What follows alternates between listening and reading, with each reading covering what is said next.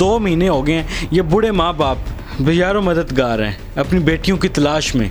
उनको बहलाया जाता है, फसलाया जाता है और अगवा करके उनकी शादी एक 55 साल के शख्स के साथ कर दी जाती है जिसकी उम्र 26 साल होती है, और जो 23 साल की होती है उसकी शादी 35 साल के शख्स के साथ कर दी जाती है। दर्जी के पास गई हैं, उसके बाद बाज़ार जाना था, बाज़ार से कुछ छोटी मोटी चीज़ें लेनी थी। हमने ढूंढना शुरू किया तो वो हमें कहीं से नहीं मिली, और 2 माह से ज़्यादा अरसा हो गया, अभी तक हमारे साथ किसी किस्म का कोई राब्ता नहीं है। हमें नहीं पता वो ज़िंदा हैं, वो मर गई हैं, वो कहाँ हैं, कहाँ। जाते वक्त मुझे ये कह के गई हैं कि अब बाज़ार से होके हम अभी आते हैं, तो बस उसके बाद आई नहीं।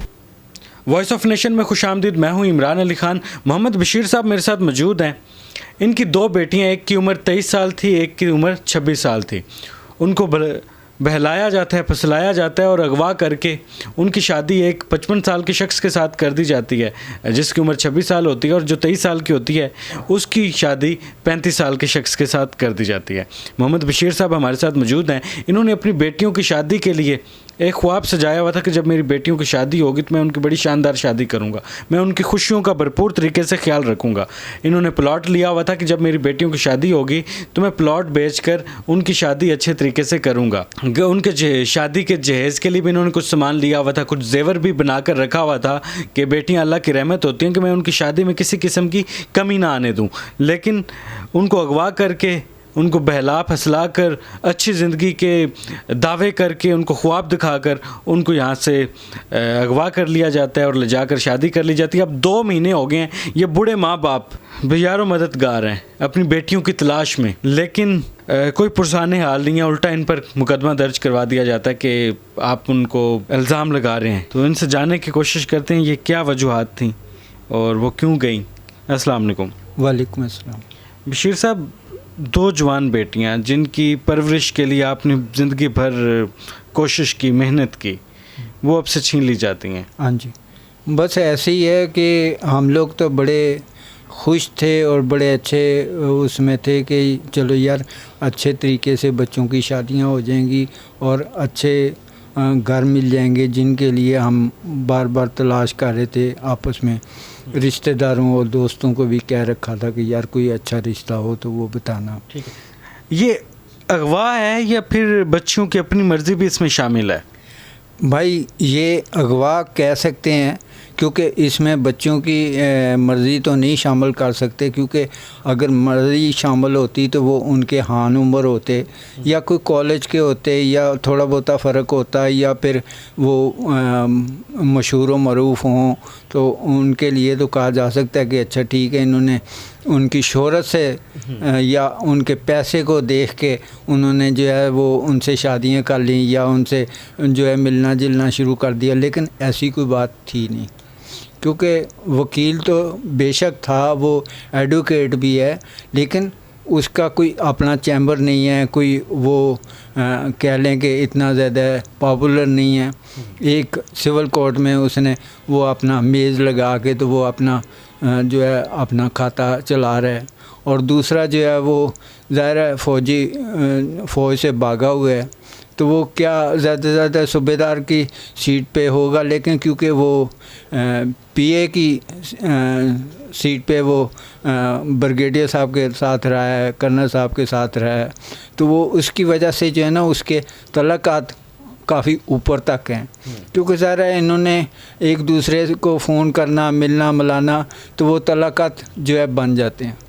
तो और कोई ऐसा मामला नहीं था कि जिसमें कि वो अपनी चॉइस से या अपनी मर्ज़ी से या कोई वो खूबसूरत हैं या कोई ऐसे बात तो थी नहीं। तो इसलिए ये कहा जा सकता है कि ये इनको अगवा किया गया है और इनसे ज़बरदस्ती ये सारा कुछ किया गया। अच्छा बशीर साहब, ये बताइएगा कि जब आपको फ़ोन करके बताया जाता है कि हमने निकाह कर लिया है, आपसे बात होती है? नहीं भाई, हमें फ़ोन करके ये नहीं बताया जाता कि हमने शादी कर ली है। नहीं, किसको आता है फ़ोन? वो हमारे एक अजीज़ हैं, उनको मैसेज आता है कि जी हमने शादी कर ली है। लेकिन ये है कि उसने अजीज़ ने फिर हमें फ़ोन करके पूछा कि यार माजरा क्या है, ये क्या मसला है। तो हमने उनको कहा कि नहीं यार कोई ऐसी बात हुई नहीं, क्योंकि वो लोग तो ये चारों गई हैं बाज़ार में, और वो दर्जी के पास दूसरी दो कौन थी? वो मेरी साली की बेटियां थीं। तो ये चारों गई हैं दर्जी के पास गई हैं, उसके बाद बाज़ार जाना था, बाज़ार से कुछ छोटी मोटी चीज़ें लेनी थी, तो इसलिए कोई ऐसा प्रोग्राम नहीं था। तो इस वजह से जो है हमने उनको मना कर दिया। लेकिन जब उनके इत्तला मिलने पे हमने ढूंढना शुरू किया तो वो हमें कहीं से नहीं मिली, और 2 माह से ज़्यादा अरसा हो गया, अभी तक हमारे साथ किसी किस्म का कोई राब्ता नहीं है, किसी किस्म का हमारे साथ कोई बातचीत नहीं हुई। हमें नहीं पता वो ज़िंदा हैं, वो मर गई हैं, वो कहाँ हैं कहाँ नहीं। कितना टाइम हो गया इस बात? ये कह लें कि 2 माह 10 दिन हो गए हैं एक किस्म के। 2 माह 10 दिन हो गए। बेटियों के जो ज़्यादा करीब होती हैं वो वालदा होती हैं, तो उनकी वालदा भी हमारे साथ मौजूद हैं। माँ जी, कभी उन्होंने अपनी ख्वाहिश का इजहार किया हो कि हमने यहाँ शादी करनी है या हमारी मर्ज़ी है? कभी कोई बात की बेटियों ने आपके साथ? नहीं, वो यही कहते थे जहाँ अब्बू करेंगे वहीं पे करेंगे, बस इतनी बात होती थी। ठीक है।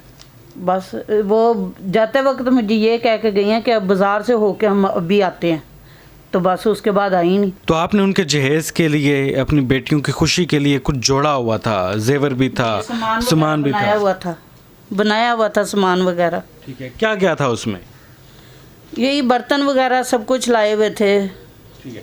आपने जेवर भी बनाया था, तो वो सारी चीज़ें आपके पास पड़ी हुई हैं? नहीं, जेवर वगैरह का तो नहीं पता था, क्योंकि वो आहिस्ता आहिस्ता निकालती गई हैं चीज़ें, बाज़ार के बहाने से लेके जाती रही होंगी। ठीक है।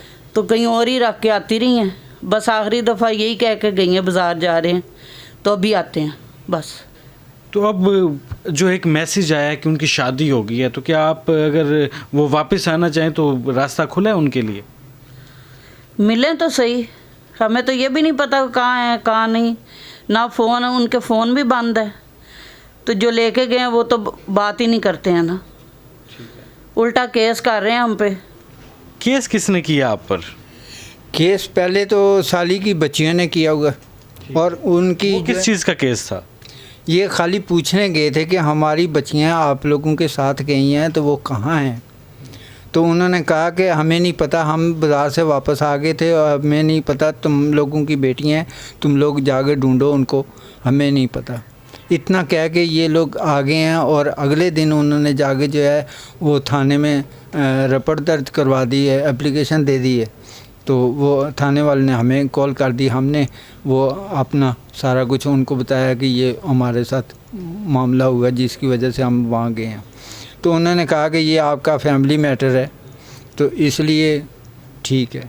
तो वो उन्होंने जाके शीशन कोर्ट में जाके रेड कर दी कि जी थाने वाले जो है वो इनके ख़िलाफ़ पर्चा नहीं काट रहे। तो ये सारी बात ही, फिर उसके बाद इन्होंने वो वज़ीर-ए-आज़म का वो पोर्टल पे डाल दी एप्लीकेशन कि जी ये हमारी सुन नहीं रहे। तो वो पोर्टल पे डालने से ये होगा कि कभी टाउनशिप एसपी साहब के पास पेशी जा रही है, कभी रेस कोरस एसपी के पास जा रही है, तो कभी कहीं जा रही है। तो जहाँ पे भी पेशी होती है तो हम ये लोग अपना मुद्दा बयान करते हैं कि ये हमारे साथ वाक़या हुआ, तो जिसकी वजह से वो फिर ख़त्म कर देते हैं। बच्चियाँ पढ़ी लिखी थी? हाँ, छोटी जो है वो FA किया हुआ था, बड़ी ने BA किया हुआ था। बड़ी ने ग्रेजुएशन किया हुआ था और छोटी ने FA किया हुआ था, और माँ बाप ने सारी ज़िंदगी उनकी अच्छी परवरिश के लिए मेहनत की, और अब जब बुढ़ापे में आए तो इनके साथ ये वाला एक हादसा हो गया, क्योंकि इसे हादसा ही कहा जा सकता है। बेटियां चली गईं और कोई अता पता नहीं है, 2 माह हो गए हैं और उनसे ना तो बात हो पा रही है, ना उनका ये पता कि वो रह कहाँ रही हैं। तो हमारी आला हुकाम से रिक्वेस्ट है कि इन बुज़ुर्ग वालिदैन की मदद की जाए ताकि ये अपनी बेटियों को वापस अपने पास बुला सकें। हमने देखा है कि इस तरह के बहुत सारे वाक़यात पहले भी हुए हैं, लेकिन वो बाद में पता चल जाता है कि वो बच्ची अपनी मर्ज़ी से कही है या शादी कर ली है। लेकिन ये केस बड़ा अजीब सा है कि बच्चियों का एक मैसेज किसी के हाथ आता है, अपने वालिदैन को डायरेक्ट नहीं आता।